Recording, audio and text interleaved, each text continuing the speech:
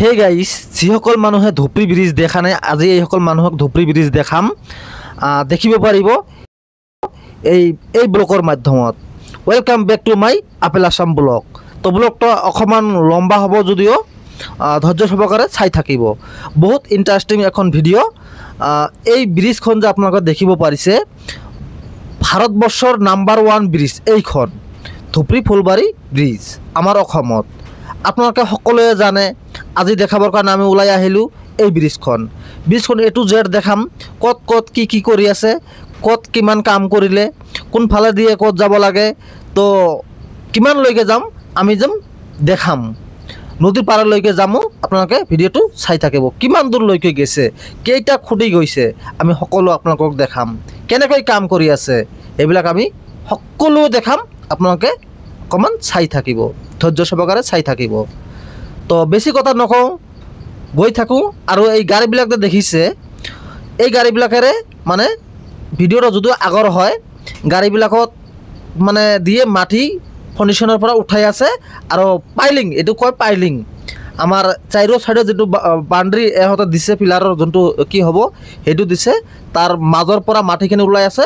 আৰু খুঁটিটো পাইলিংটো যোনটো আছিল এইটো তলত নামি গৈ আছে।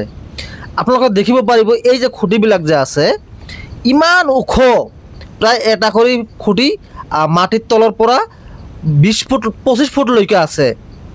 ইমান ওখ কৰি যে বনাই আছে, মানে কি কমো ভাই, এইটো আমাৰ ভাষাই প্ৰকাশ কৰিব নোৱাৰি। এনেকুৱা এখন ব্ৰিজ আমালোকে যে আমাৰ ইণ্ডিয়াত পাইছোঁ বা আমাৰ অসমত পাইছোঁ, আমি কেতিয়াও কল্পনা কৰা নাছিলোঁ যে এনেকুৱা ব্ৰিজ আমি আমাৰ লাইফত হয়তো ইয়াতে পাম। সকলো আমি নাজানো এই ব্ৰিজটো কোনে উদ্বোধন কৰিব আৰু কেতিয়ালৈ হ'ব।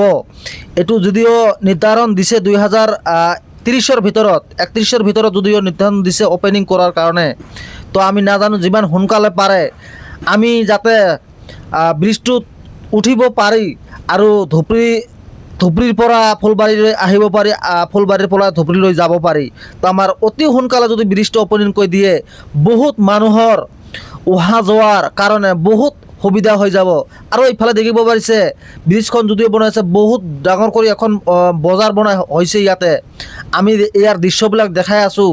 কেনেকৈ মানে কোনেও এনেকুৱা ধৰণৰ ভিডিঅ' দিয়া নাই। চ' আমি ফাৰ্ষ্ট টাইম এই ধৰণৰ ভিডিঅ'বিলাক দেখাই আছোঁ। আমি আপোনালোকক জানে যে বিভিন্ন জেগাত ঘূৰোঁ, তো বিভিন্ন জেগাগুলো আমি দেখাওঁ। তো এই বেলিও আজি ওলাই আহিলোঁ ধুপৰি ফুলবাৰী ব্ৰিজ দেখানোৰ কাৰণে। তো ময়ো দেখিম, আপোনালোকেও দেখিব পাৰিব।